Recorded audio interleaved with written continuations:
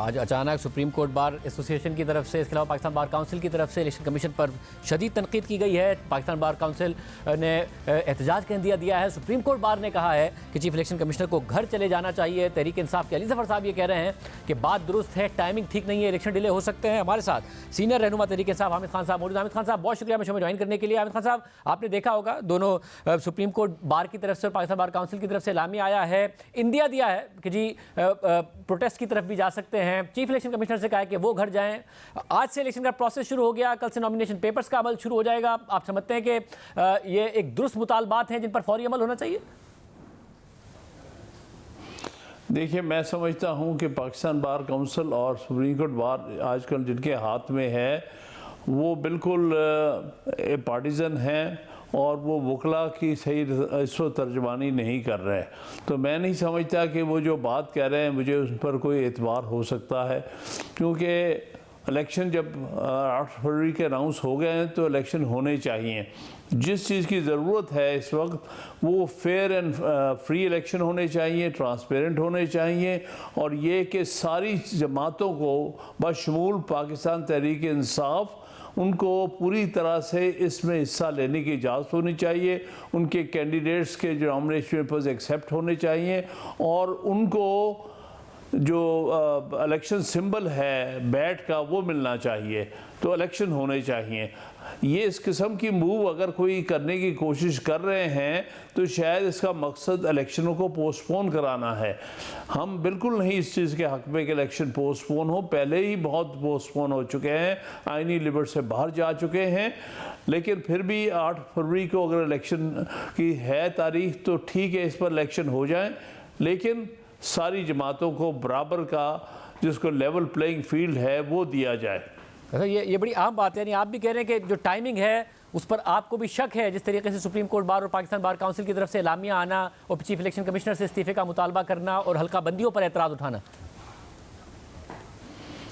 देखिए ना, यही नज़र आ रहा है कि जैसे वो किसी के इशारे पर ये कर रहे हों, क्योंकि बात तो ये है कि इलेक्शन हो जाना चाहिए वक्त पे। इलेक्शन को क्यों डिले करने की कोशिश की जा रही है? हल्का बंदियाँ जो हैं, जो हो गई हैं, आप उसको फाइनल समझें और उसकी बुनियाद पर इलेक्शन कराएं।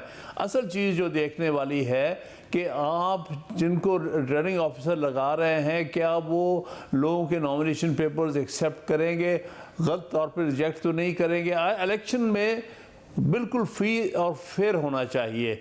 इस बात को इंश्योर करने की ज़रूरत है कि जो भी इलेक्शन कमीशन की तरफ से इलेक्शन में पार्टिसिपेट करे, like returning officer, deputy returning officer, district returning officer, उन सब को वाज़ेह तौर पर हिदायत हों और उनको ओवरसी किया जाए जुडिशरी की तरफ से कि वो हर एक पार्टी को पूरा बराबर का मौका दे रहे हैं इलेक्शन में कि नहीं।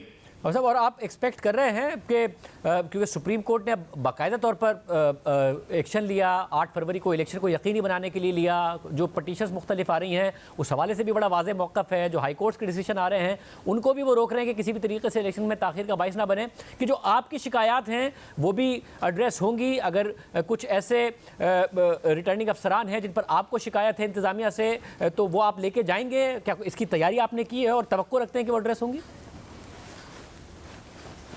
देखिए, एक तो हमारी तरफ से बेहतर था कि अगर जुडिशल ऑफिसर होते, उसकी एक दरख्वास्त ज़रूर दी थी इलेक्शन कमीशन वालों को, जो कि जिसमें से ये कंट्रोवर्सी निकली है। बहरहाल जिनको भी ये लगा रहे हैं ओवरसी, अब सुप्रीम कोर्ट ने अपने ज़िम्मे लिया है। सुप्रीम कोर्ट ने ये कहा उस दिन जो ऑर्डर पास किया है काजी साहब के बेंच ने उनके जाने वाले दिन, उसमें उन्होंने किया है कि जो भी शिकायत हैं इलेक्शन के हवाले से वो हमारे पास लेके आए। अब इलेक्शन को जो है उसकी जो भी उससे मुतल्लिक़ा बातें हैं उसको हम सुनेंगे और डिसाइड करेंगे।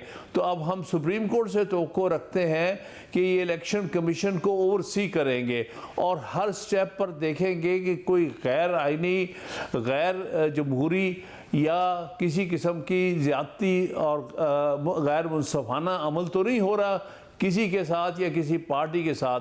अब इनका फ़र्ज़ है कि वो जमहूरी अमल को और आइनी अमल को आगे लेके जाएं। मतलब उसमें सबसे बड़ा चैलेंज बल्ले का निशान है कल से नॉमिनेशन पेपर्स फाइल होने हैं और इस वक्त जाहिर है एक बहुत बड़ा चैलेंज है कि वो निशान नहीं है, तो क्या कैसे मामला आगे बढ़ेगा, इसके लिए क्या करेंगे? कोई प्लान बी प्लान सी का जिक्र कर रहे थे आज गौहर खान साहब और अली जफर साहब, उस तरफ जाएंगे, अदालत का दरवाज़ा खटखटाएंगे, क्या करेंगे?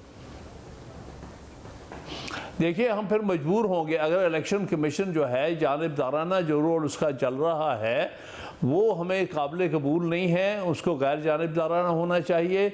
और हम बल्ले के निशान पर 2 जनरल इलेक्शन लड़ चुके हैं, हमसे ये निशान वापस लेना किसी भी बहाने, चाहे इसको इंट्रा पार्टी इलेक्शन का बहाना बनाने की कोशिश कर रहे हैं, हालांकि हमारे इंट्रा पार्टी इलेक्शन ऐन कानून के मुताबिक हुए हैं और दूसरी पार्टियों से बेहतर तौर पर हुए हैं, उसको मुतनाज़ा बनाना, उसकी बुनियाद पर हमसे इलेक्शन शिम्बर लेना, ये सारी चीज़ बहुत बड़ी नाइंसाफ़ी और ज़्यादती होगी। इस चीज़ को ओवरसी करने की ज़रूरत है कि इस किस्म की कोई ज़्यादती ना हो। जाहिर है जो बात बैरिस्टर उसने कही है उसका मकसद गौहर ने यही है कि देखिए, अगर आप हमारे साथ नाइंसाफ़ी करेंगे तो हम अदालतों के दरवाजे खटखटाएंगे, हम जाएंगे सुप्रीम कोर्ट के पास ये कहने के लिए कि देखें हमारे साथ कितनी बड़ी नाइंसाफ़ी हो रही है। आपने वादा किया है कि इलेक्शन वक्त पे होंगे और आपने ये भी वादा किया सुप्रीम कोर्ट ने अपने फैसले में कि वो हर शिकायत जो है इलेक्शन के बारे में जो होगी उसको सुनेंगे।